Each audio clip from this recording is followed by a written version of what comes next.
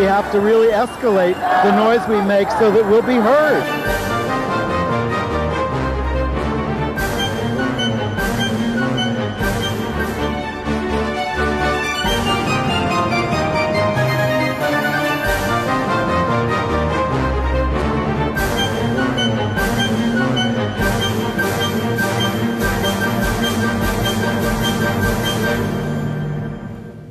Welcome to Gay USA. I'm Andy Humm, and here to guide me through this hellacious week in the United States of America is Chris Cooper, filling in for Ann Northrup. Thanks for being here. My pleasure. And you know, this week, Puerto Ricans certainly showed us how to remove a bigoted leader.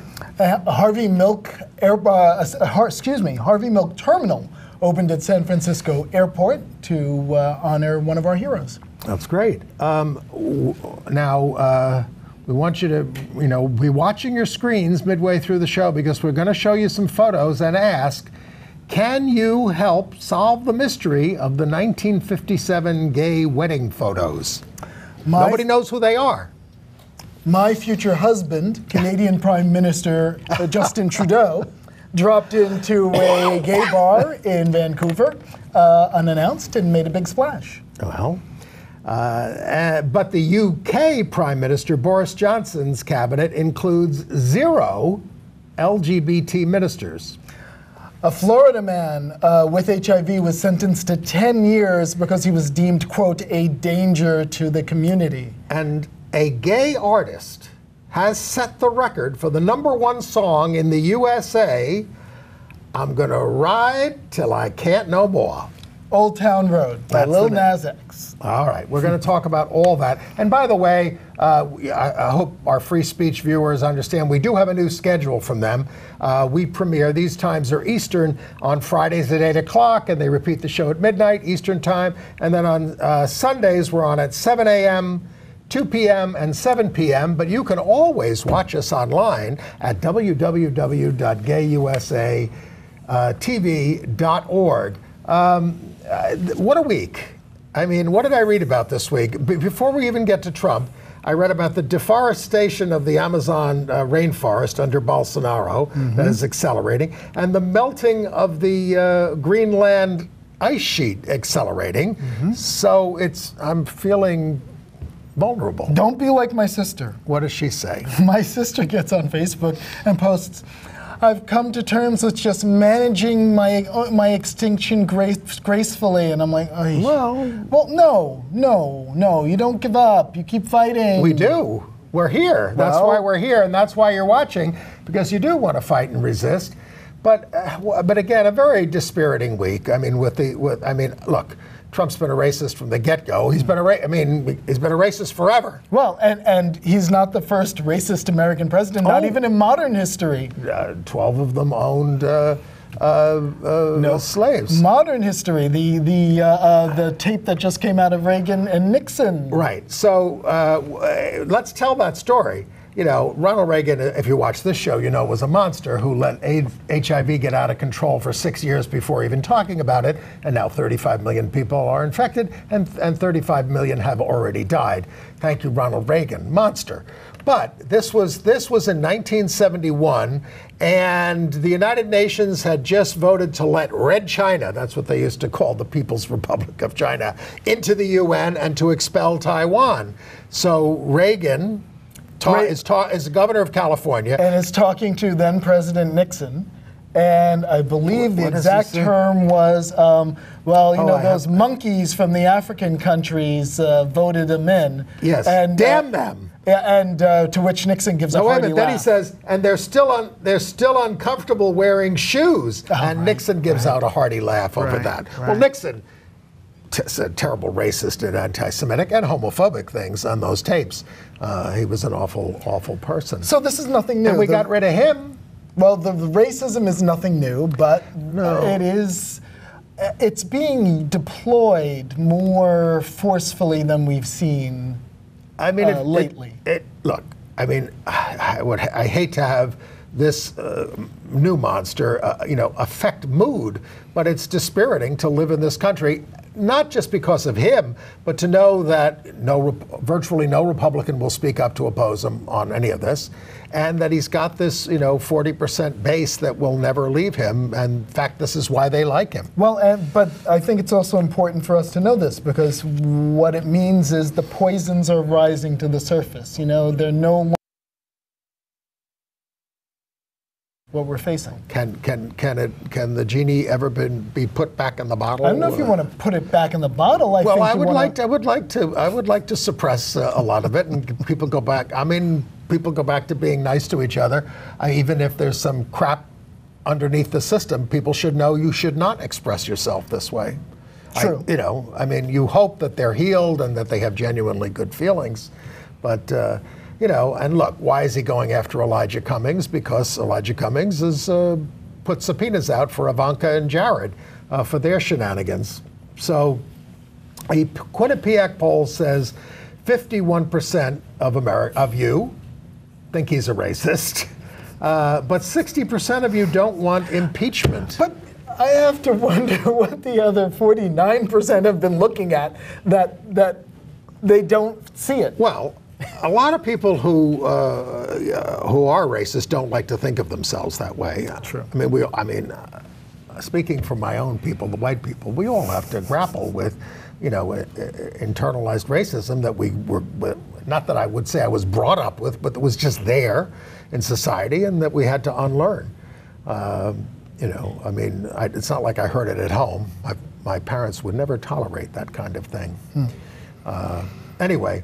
What else did he do this week? He got rid of Dan Coates as the Director of National Intelligence, and he's trying to install this totally incompetent sycophant, Representative John Ratcliffe, who was most recently a small-town mayor in Texas and has no experience with intelligence. We're being run as a banana republic. And then this week we had, lest we forget what all this is sort of engendering in society, there was the Gilroy, California shooting by a kid, an avowed white supremacist, 19 years old, who decides to start killing people, some of whom were people of color at this thing. A 6-year-old kid, a 13-year-old girl, and this young man.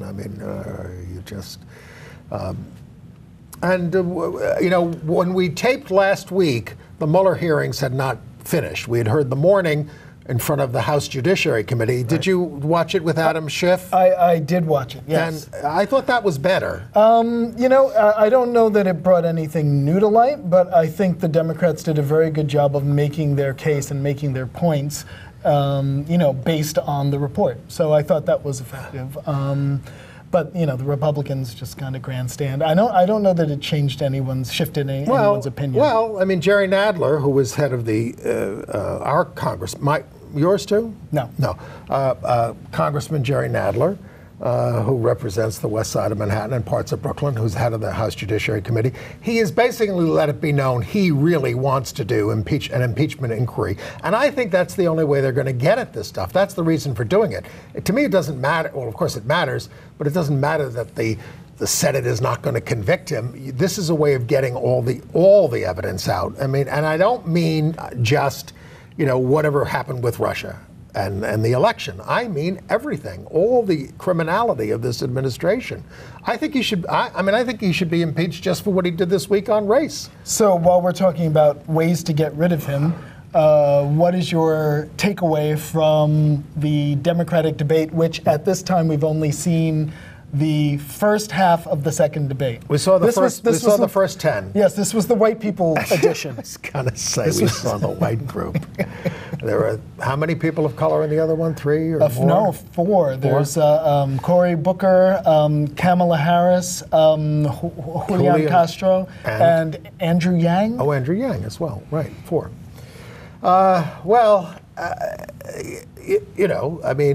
We've discussed this. It seemed to be a gang up of moderates who wanted to go after Elizabeth Warren and Bernie Sanders. And I think she had a great line, and it's been repeated again and again and again. Why would you want to run for president and tell us that you're not going to do something? You can't do anything about this. Right. We're here to change it. And look, we can all acknowledge how difficult it's going to be to move the country towards universal health care and Medicare for all. But I mean, what would these people have said about Medicare in the first place? Or Social Security in the first place? I'll be much more judgmental than Andy, and I will give you my complete breakdowns. Elizabeth Warren won. Bernie Sanders came off as the angry old man yelling too much. Marianne Williamson was crazy, but crazy had its moment. She had one or two crowd-pleasing, crowd-rousing lines. Beto O'Rourke, I think, still comes off as not ready for prime time. He should run for the Senate. Buttigieg did pretty well. I'm still not on the Buttigieg bandwagon, but he did have his moments. He did pretty well. Who am I leaving out? Those are the rest, and the rest don't matter. Well, I mean, Delaney and Bullock. Who? Yeah, exactly. So you never know. It's a funny year. But, and all of that said, they could nominate a horse this year, and I will work my butt off to get that horse elected as the Democratic nominee. I have said, I don't have a horse, and I have said that if it's Beavis and Butthead against Trump and Pence, I'm voting for Beavis and Butthead. And they're old enough now to be president, I think. I don't know. And then there's Trump's. I mean, we don't want to let these things slide. There's his nominee for the vice chair of the Joint Chiefs of Staff, Air Force General John Hyten, accused of sexually assaulting our Army Colonel Catherine Spletsdoser, and she was there at the hearing. Now, he was cleared by the quote-unquote investigation, but she says it was a totally cursory thing. And, you know, but they have a penchant there for sexual harassers. All right. Well, shall we? And then, no, again, this is heartbreaking. You know, they supposedly ended the policy of family separation. Oh, right. Since they ended the policy, 900 families have been separated from their children at the border. Yeah. This has not been ended, it's just been buried. And in the past year. And I watched the tape of Congressman Ted Lieu. I wish I could show it to you. And if you Google it, you can find it. This was at a hearing where he was grilling, this was a little bit ago, but he was grilling the guy from from Border Patrol and everything. And he was saying, I want you to watch this film of a mother who was a citizen, separated from her child for 47 days because the kid was put into some detention center. He said, first of all, he said, do you have any evidence that this kid was a terrorist?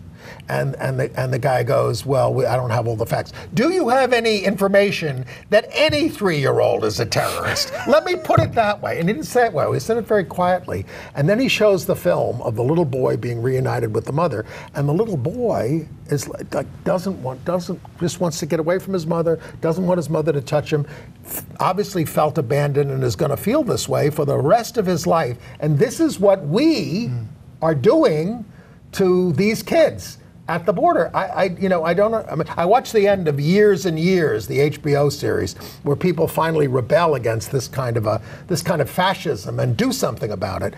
We have to do something about it. It can't just be complaining about it. Well, I mean, that's where we can draw some inspiration maybe from Puerto Rico, where they got rid of Rosselló. Rosselló? Okay. They got rid of Rosselló, and it was huge mass street protests sustained that did it. Now, I have to confess, I've always been one to say street protests are good, but political action behind the scenes is better. But, you know, you and Ann were making a very strong case for sustained massive street protests. Well, that's what they're doing in Hong Kong. I mean, they're getting the crap beat out of them now by the Chinese, but that's what they're doing. And when I say the Chinese, they're all Chinese, but I mean, I'm talking about, you know, the pressure from mainland, well, I don't know what you call it at this point. It's all part of China.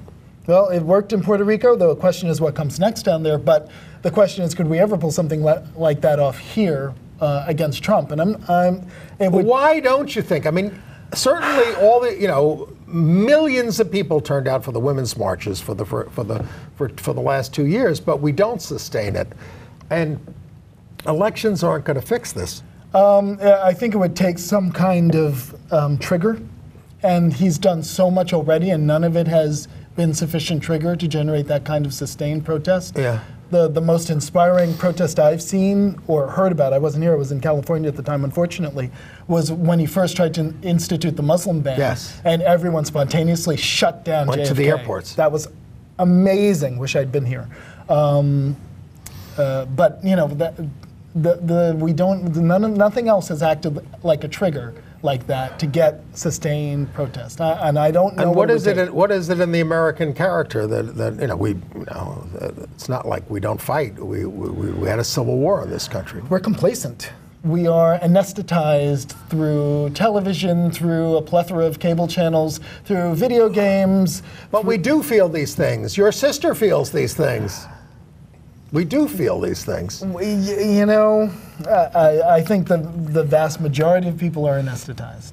They're just. Are you anesthetized out there, or do you want to do something? I'm looking for suggestions for people doing bigger things, bigger, not just bigger protests, but bigger fixes to our democracy. We're not much of a democracy. We have the Senate that's highly unrepresentative. We have these, all these government bodies that are unresponsive to us. I welcome your ideas. Write to us at the show and let us know. All right. And then, by the way, in terms of migrants, LGBT migrants now face the burden of proof of their identities when they're seeking asylum. They're asked things like, well, when did you realize you were gay? And how many sex partners have you had? They're asked these things. And it's all up to the individual judge to decide whether you've got an asylum claim. And if they're prejudiced, don't like the idea, it's not going to happen. Good to see Governor Newsom in California passing that law that you got to turn in your taxes for the last 5 years if you want to get on the primary ballot. Do you think it will pass constitutional muster? They'll probably keep it bottled up with legal challenges until it doesn't matter for the upcoming election. Well, yes. I mean, he would have to turn them over by the end of this year to get on the primary ballot in California. And they'll probably get a stay well before that. That'll allow him to stay on the ballot. Right. Even if he doesn't get on the ballot, he's not going to win California anyway. So. Well, true, but the primary. I mean, don't forget, he will have a Republican opponent in many states, Bill Weld. That will be a repository for votes, and he's relatively pro-gay. He's the former governor of Massachusetts. Sure. He's gone back and forth on a couple of gay issues, but it's a repository for votes. And if people want to cast a protest vote against Trump, they're going to have the chance with Bill Weld. And yes, they say, 90% of Republicans support him, but independents and Democrats are allowed to vote in some primaries and cross over. Is that true in California? I don't know. How about that Betsy DeVos? Betsy, of course, she's the Secretary of Education. And the Center for American Progress has found that she's failing to protect LGBT students' civil rights. They compared it to the Obama-era findings in various cases, and the current administration is coming up short in every measure. Well, they won't investigate transgender at all anymore because they say, that's it, well, no, they won't investigate transgender bathroom use. They say they will investigate transgender harassment, abuse, bullying. Exactly. That's what they say. And gay, but and that's if you fail to conform to sex-based stereotypes. But the study says it's not happening, right, and that she is not doing his job. What are we paying these people for? Well, some of the statistics: 54% more likely to investigate sexual orientation and gender identity complaints under the Obama administration. 54% more likely under Obama. When complaints were investigated, there was a 91.5% dismissal or close with no finding of wrongdoing in the DeVos administration, compared with 65.4% under Obama. So big differences in the percentages of how these cases were either dealt with at all or resolved. You have a bully for president, and they support the bullies in the fight against it. Basically they hate children. Look what they're doing at the border. Look what they're doing in this case. It's awful. They hate children until, like Jeffrey Epstein, they love them. Yeah, I mean, that has got to rub off on Trump. And that,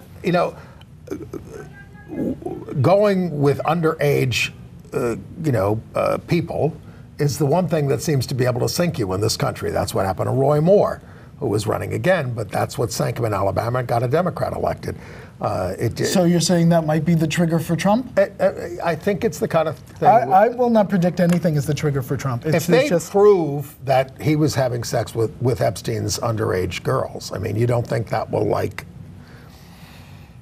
think he'll just deny it. What will Mother say? He'll just say it's fake news. It's not true. He's got his. No, but if they have him dead to rights, if they have evidence. We've had him dead to rights and evidence on a bunch of other things. So and what do you? All right. So true. Going back to the race thing, I mean, we know that there are tapes of him behind the scenes at The Apprentice using the N-word. It's on tape. But the producer is a friend of his and will not really. Do you think if that came out, it would make any difference? No. It would not make any difference. No, not to his supporters. Well.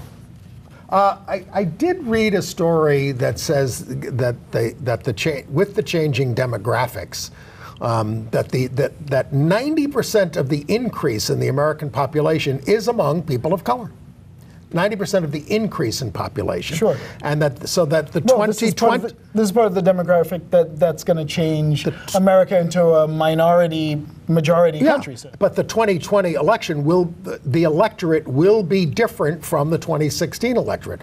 And, you know, Hillary got obviously just under the number of white people that she needed. Yeah, but the question is where the demographic change occurs, because you got to remember it's by the Electoral College and by states. But it's all over. Well, I mean, and for example, it's helping us in Texas, turning Texas purple. I mean, the one point that Beto O'Rourke made in the debate was, I'm beating Trump in Texas. Yeah. You know, I mean, that's encouraging. Trump was at the 400th anniversary of Jamestown, which was the first white settlement in America down there in Virginia, and he spoke. Many African-American lawmakers boycotted the event, but Delegate Ibrahim Samreth stood up with a sign that said, we got a picture of this, put it up, that said, "Deport hate, reunite my family, and go back to your corrupted home." Now, of course, we don't want him to come back to his corrupted home because that means Trump Tower in New York, and we don't want him. By the way, the transgender delegate that was elected down there, Donica Rome, she attended this thing. And she said she wanted to promote a narrative of inclusion. Well, you could have stood with your brother there who was protesting. That would have been nice as well. Well, meanwhile, in better, happier news, in San Francisco, they finally opened Terminal 1, renamed for Harvey Milk. Yeah. That's at San Francisco International Airport. Got a picture of it there. There it is. Now, they wanted to name the whole airport for him a couple of years ago, but that didn't go anywhere. They thought it was going to be an easy lift, but he's getting a terminal and an art. There's a big art exhibit there about Harvey Milk that's in the terminal. And it's all being refurbished and everything. So that's great. Excellent, and just in time for 50th of Stonewall, or just after. All right.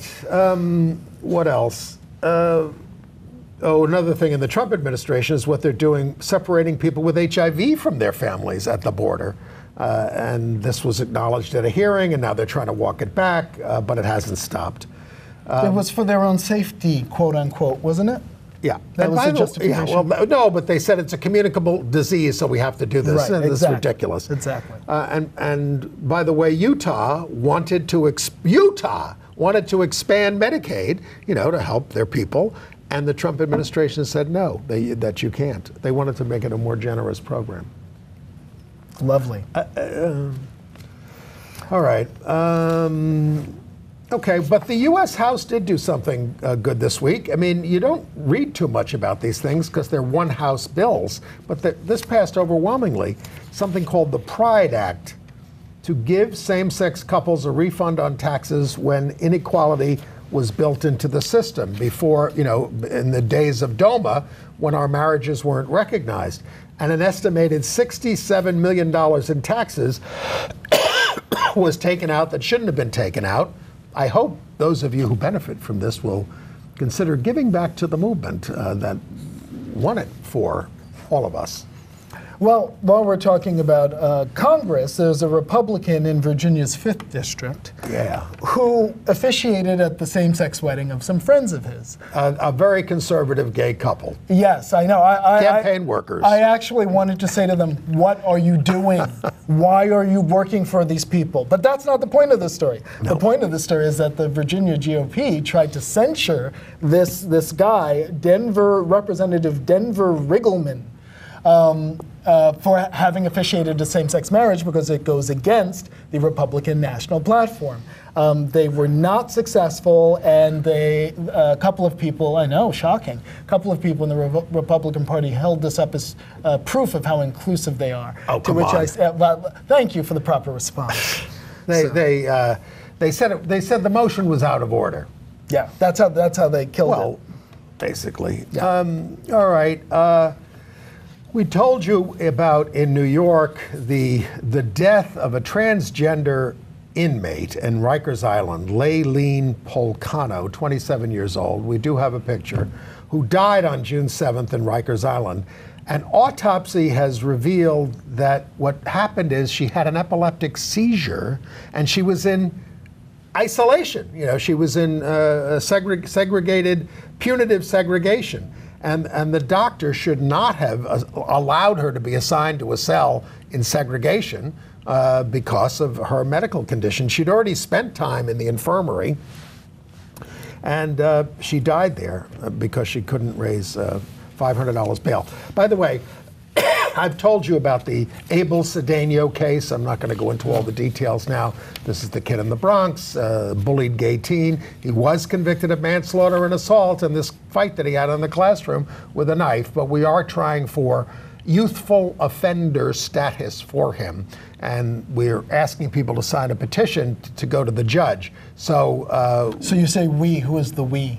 Well, I mean, those of us who think that he deserves that. I mean, I don't think, I mean, I think he was defending himself in this case. The judge didn't think so. The judge did not buy a defense of self-defense, of justification.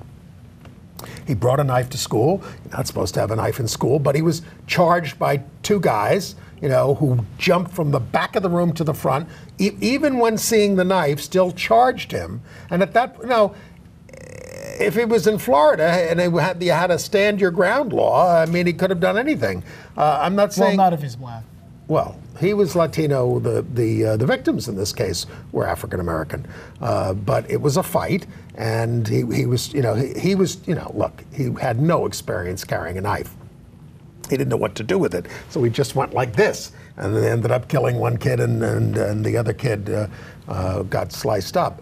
I mean, if he knew how to use a knife, he would have probably disabled the guy or whatever. So a bunch of activists are looking to get him youthful offender status.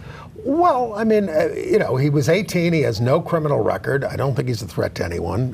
But you can read about the case and decide. I've written about it extensively in the Gay City News. And if you get our emails, if you go to gayusatv.org and you sign up for our emails, I'll give you the link to this petition to the judge. Meanwhile, also here in New York, a pair of trans filmmakers were on a street corner in Queens filming something against violence against trans people, and as they were filming, they were assaulted. Well, one of the people in the assault was captured on the scene immediately. That was the woman in the assault. And the man in the assault just turned himself in, a man named David Gonzalez, 34. The two Latinas who were filming, trans Latinas, are Norma Urero and Biani Garcia. So and they were making a film about trans women. Exactly, and about violence against trans women and police harassment against trans women. Wow. And it happened while they were making it. But fortunately, the perpetrators have been caught. They were attacked in that they were sprayed with what they believe was pepper spray. This isn't criminal activity, but it's a pretty hairy story. There's something in New York called the Center for HIV Educational Studies and Training at the City University of New York, or CHEST. That's what it stands for. And the guy who ran it, Professor Jeffrey Parsons, the director, was investigated for sexual. He's there on the right, and he's there with his husband, and more about him later. he is now resigned after an investigation that cost $500,000 that substantiated extensive complaints of sexual harassment of employees and pushing alcohol on them or trying to get them to use alcohol. And he used illegal drugs. I mean, the guy was making $363,000 a year. He was the 5th highest paid guy in the whole CUNY system. And the other guy, he hired his husband, Chris Heitiko, for $600,000 worth of taking photographs for his projects. So it sounds like a Trump move. Well, it's bad. It's bad, and we report it, when we do it as well. All right, shifting gears completely. Yes. Bisexuality is rising amongst black women. Yes.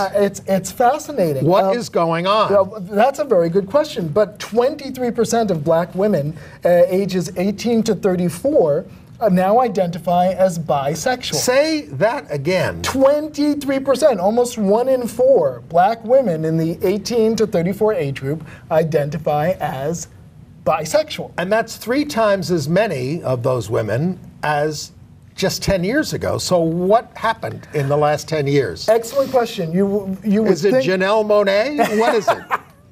What is it?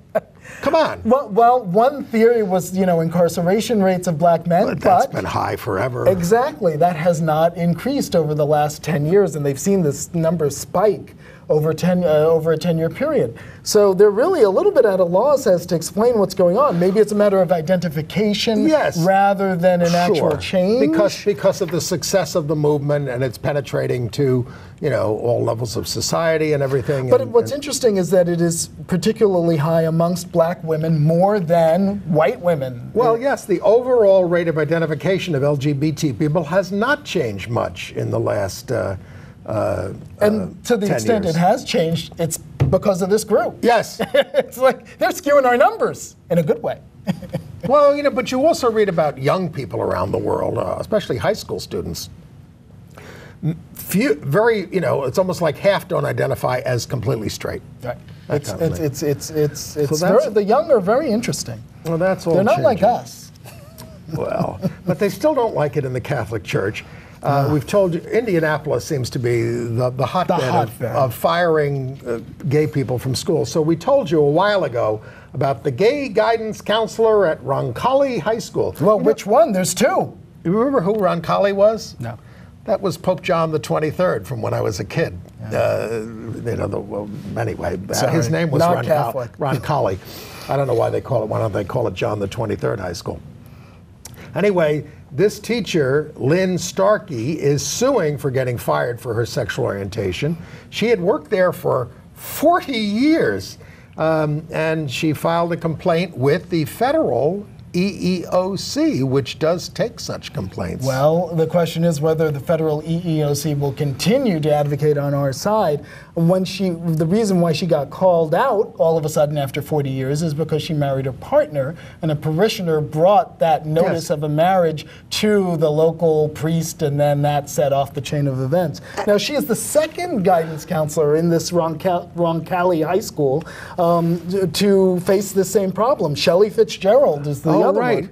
And she's also planning to sue. And then in Indianapolis, there's also 2 gay men. They're married to each other, but they both worked in the Indianapolis Catholic high school system. Well, one worked for a diocesan school. He was fired, and then he couldn't get his job back. The other one they kept at a Jesuit high school. Right, they refused to fire him, and then therefore the high school got decommissioned as a Catholic institution. They're not Catholic anymore. They're just Jesuit. Well. All right, so Puerto Rico. Oh, by the way, in California, Governor Newsom also signed a bill that extends domestic partnerships to non-gay couples. Now, a lot of places got rid of that. Sure. Once we had same-sex marriage. New York has not.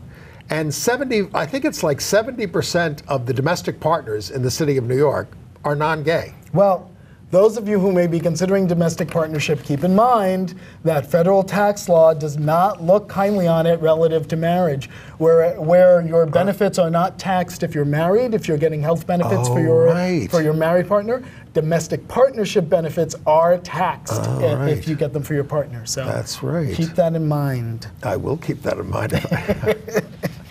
I used to have a domestic partner, and we're in California. Los Angeles is now the largest city to include LGBTQ business contracts or businesses in their contracting system.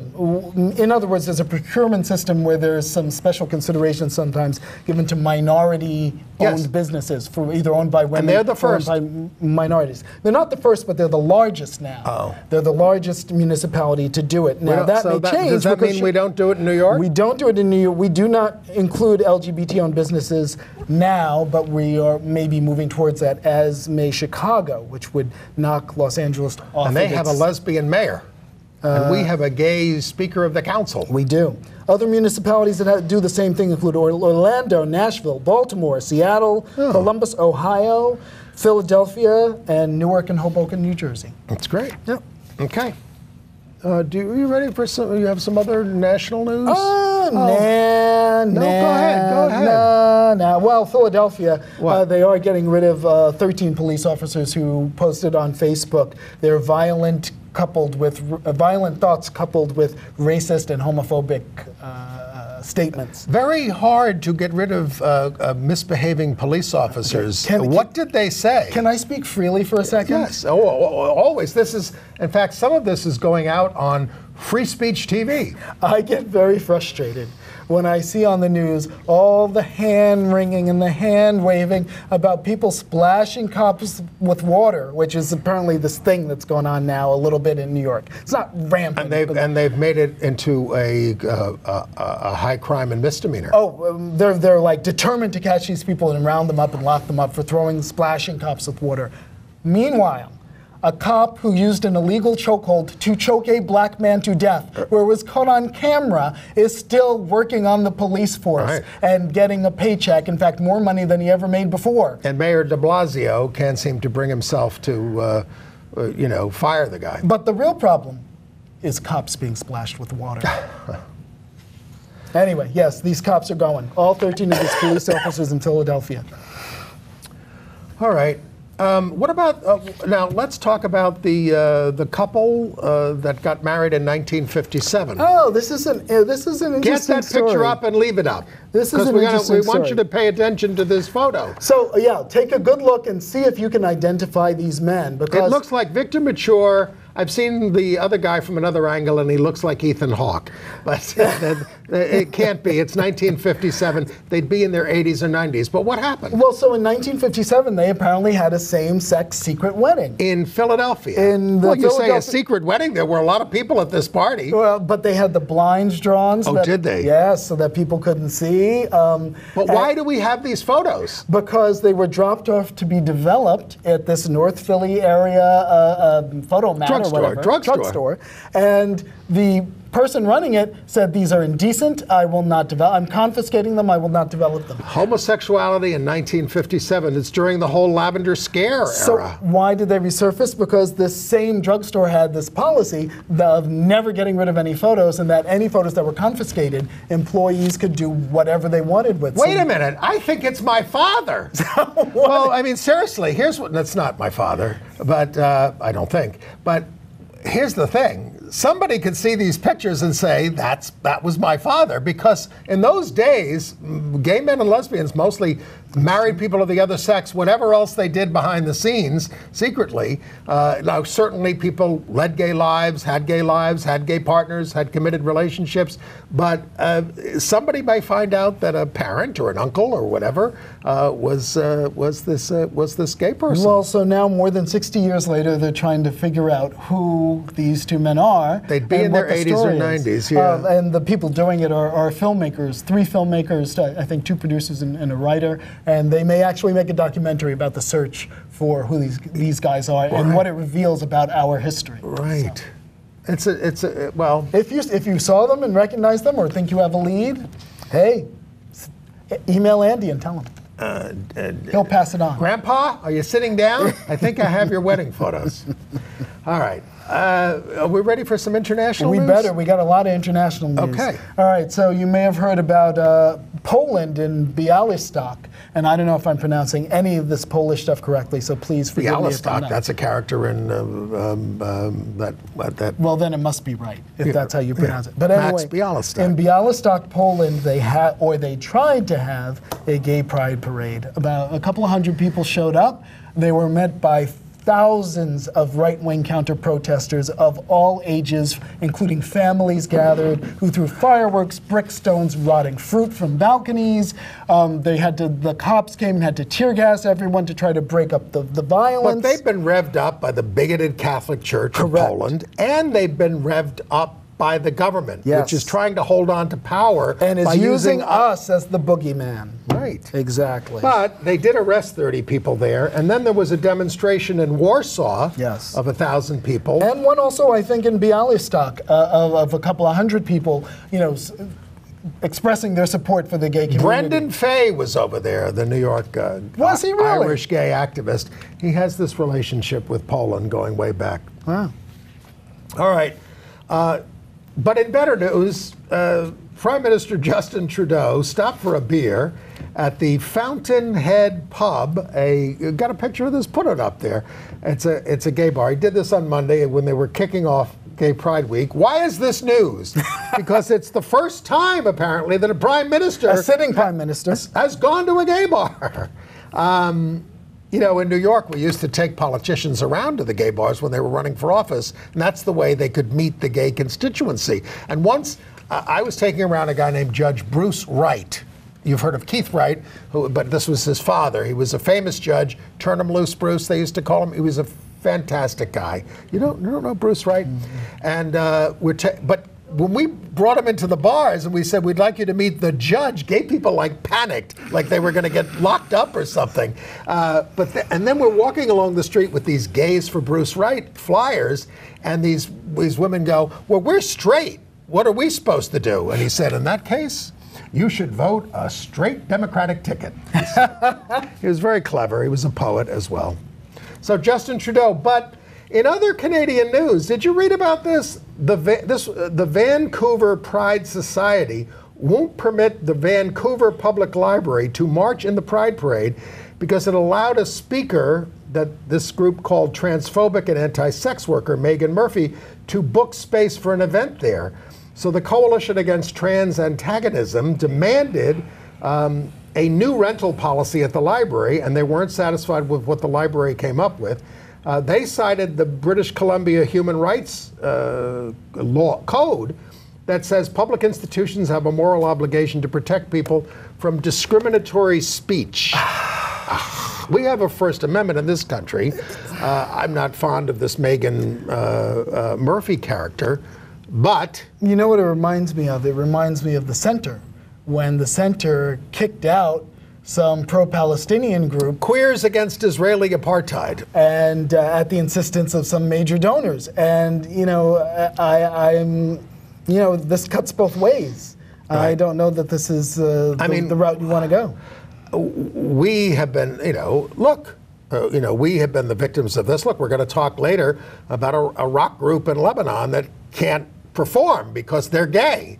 I mean, we would like a certain amount of freedom and exchange of ideas and all that kind of thing, and meet speech with more speech. Our ideas, this is not beliefs, a defense of transphobia. No, but our ideas and beliefs are not so fragile or delicate that we can't defend them in the public square and win. Well, if you're done with Canada, we can go over to the UK, where Boris Johnson is now Prime Minister. Yes. Oh boy. Oh boy. He's a character, that's for sure. They've been saying he's Trumpian and sort of cut from the same flamboyant cloth. But what he's done is he's appointed a cabinet full of questionable at best individuals who have a history of not supporting our community. They do. And there's just no gay ministers in the cabinet. Right, where there used to be some. So some of the people he has appointed, Gavin Williamson, Education Secretary, who twice voted against same-sex marriage. Another one, Andrea Ledson, who also voted against same-sex marriage and was against children being exposed to information about gay relationships. And, you know, 6% of the Tory party in Parliament is gay. So they had plenty to choose from. So yeah, that's just a sample of some of the cabinet ministers he's appointed. So Boris is not off to a good start from our perspective. He himself, as your close personal friend and guest supporter of the show, Peter Tatchell, has described as a checkered past on our issues. Indeed. Peter Tatchell's big gay activist over there in the UK. And by the way, we're losing a major news outlet over there, Gay Star News. It's a major media site out of the United Kingdom. And they just shuttered this week after 8 years. They were unable to turn a profit. They blamed the uncertainty of Brexit, meaning a lot of UK businesses are not investing in advertising and things like that because they don't know what their future is going to be. They are going to keep their archive online. It was a helpful source for this show, but so Gay Star News is no more. Well, staying in the UK, but crossing over to the Irish island. In Northern Ireland, it looks like they are finally, one way or another, getting same-sex marriage. Now, Northern Ireland, of course, is the only part of the United Kingdom that currently does not have same-sex marriage. And you can thank Sinn Féin for that. Exactly. Sinn Féin is the party, used to be considered the party of the IRA. But Sinn Féin said, we are not going to enter into an agreement to form a... They don't have a Northern Ireland Assembly. Correct, but because they don't have a Northern Ireland Assembly, the UK Parliament is in charge of making the laws. And they have said, okay, then there's going to be same-sex marriage. And the only way you're not going to have same-sex marriage now in Northern Ireland is if you form a government. Yes. So by Sinn Féin saying, we're not forming a government unless it explicitly includes same-sex marriage, it means that same-sex marriage in Northern Ireland is now a done deal. On the other hand, going back to Boris Johnson, he's basically saying, I don't care about preserving the open border, with Northern Ireland and the Republic of Ireland, and if we have to leave and shut it, that's fine. I mean, this is an undermining of the peace agreement. He could easily bring sectarian violence back to Northern Ireland through what he's doing. Well, do you think Scotland will stay? I would think with Boris Johnson at the helm of the United Kingdom at this point, I think that would be enough reason for them to leave. They had one vote. Boris Johnson says he doesn't want to give them another vote. And I will just ask our director when he gets a chance to give me the timing on how much we have left. I would appreciate that. Going back to London, we told you about that young lesbian couple that was beat up by a bunch of kids. Yes. They don't name the kids, but they were all ages 15 to 17, and they're charged with aggravated assault as a hate crime. The boys had demanded that they kiss, and then but these women went public with the picture of themselves bloodied on the bus as they were coming home. Well, it's good that they caught them. That's excellent. Yes. Meanwhile, in Russia... I'm sorry, say that again? 10 minutes to go. Okay, thank you. Meanwhile, in Russia, they caught another murderer. This is the guy who murdered the Russian activist. Yeah. Now they're saying, mind you, this is the Russian police, so take it with a grain of salt. They're saying it was a domestic dispute, that the two of them knew each other and that they were fighting, seen fighting, and that the man stabbed her 8 times. The woman who was stabbed, Elena Grigorieva, was 41. But she had been put on a website of people to be targeted. Exactly, which is why it's of concern and why one raises one's eyebrow a little bit at the report of the Moscow police. Right. That this was not. Well, we will try to stay on top of it and follow it up. In a lesser degree of homophobia, but homophobia nonetheless. Nivea hand cream, right? It's a German From your company. Fingers to your toes. They parted ways with their ad agency, which they called FCB, after a 100-year relationship because the client rejected an image of two men touching hands. And somebody from Nivea said, oh, we don't do gay here at Nivea. So Nivea's denying it, that it was said,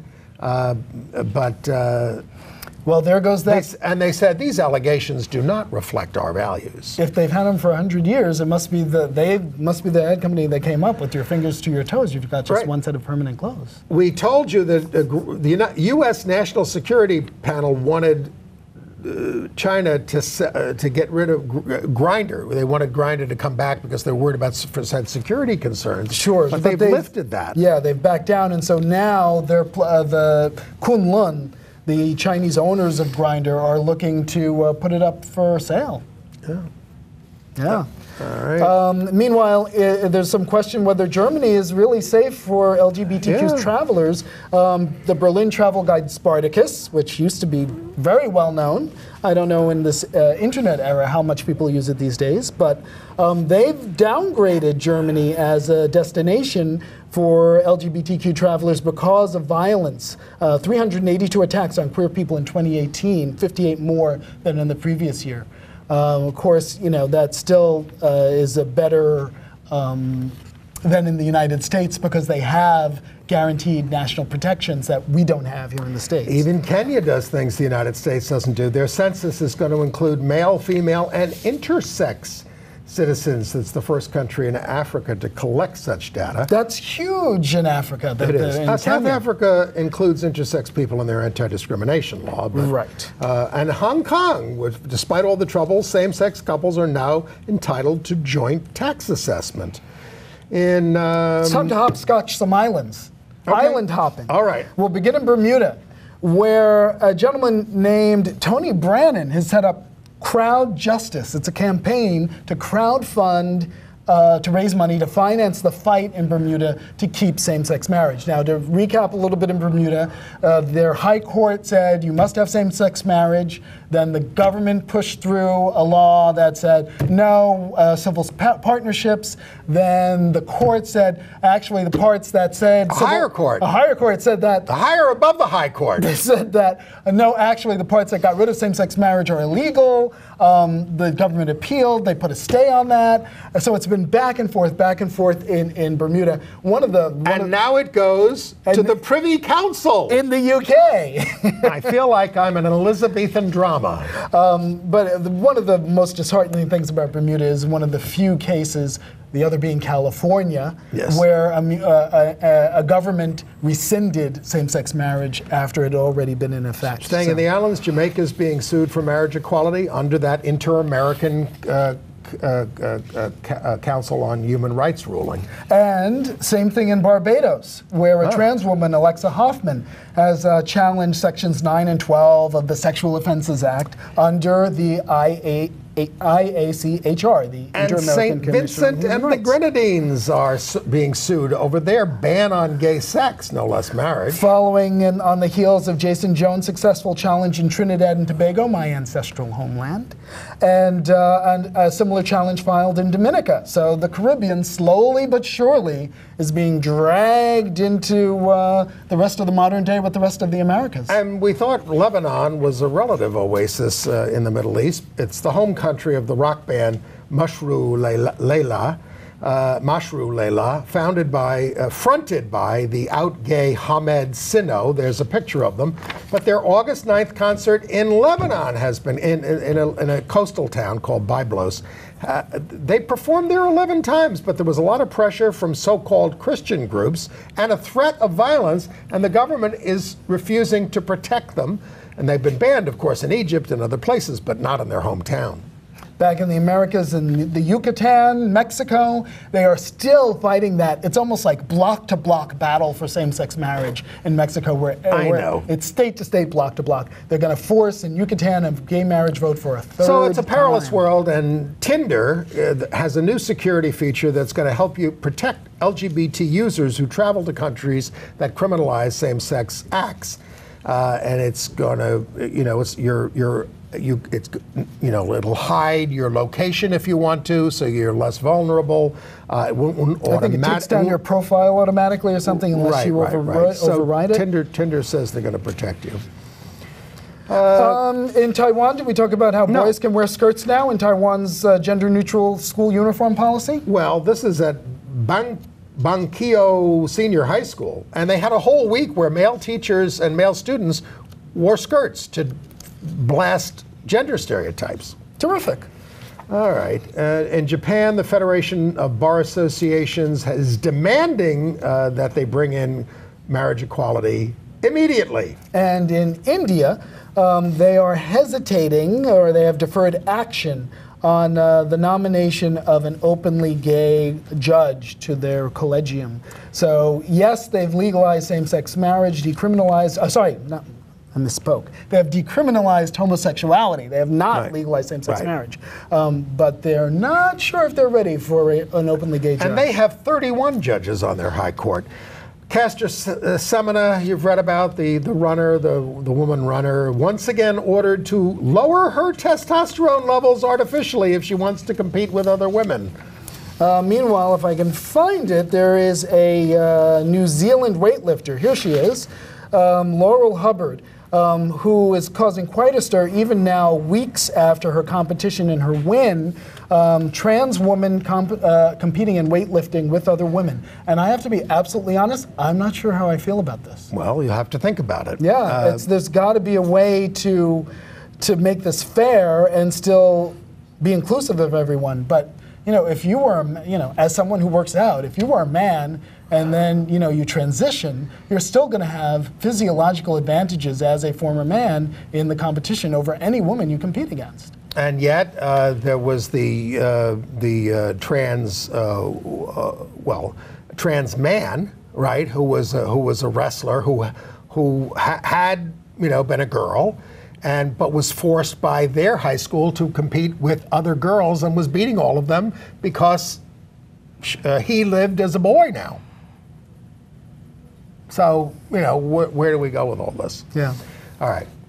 Sports is a thorny issue when it comes to trans. Couple of AIDS notes. By the way, they did a study on the states that have refused to expand Medicaid under the Affordable Care Act. As a result, 15,600 people died who would not have died between 2014 and 2017. And it's a disgraceful partisan issue. Governor Cuomo signed a bill to decriminalize marijuana possession. Much lower penalties. Entertainment news. We have we're almost running out of time. Do we have any AIDS time?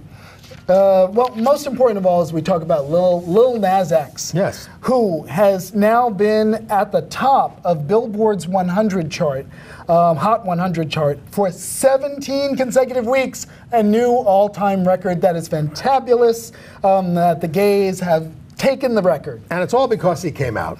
No, it was huge before he came out. He did the song Old Town Road. That's very catchy, and it's been covered by like dozens of people. It's still on the list. And it's fantastic, and go Lil Nas X. Penny Arcade, the performance artist, is last 4 shows of her show Longing Lasts Longer is going to be at Joe's Pub, where it originated, August 6, 13, 20, and 27, consecutive Tuesdays. She's done it in 200 cities, and 200 times in 44 cities. And Hannah Gadsby is off Broadway right now at the Darrell Raw Theatre, the Australian comic, and with her show Douglas, where Ann and I are going to go see it. And what else do we have? They've canceled Will and Grace, but they're going to have one more season on the air. And that's all the time we have. I think it is. Thanks for being with us, and I'll be back next week. And Ann will be back next week. No, she won't. my co-host will be Allison Kahn.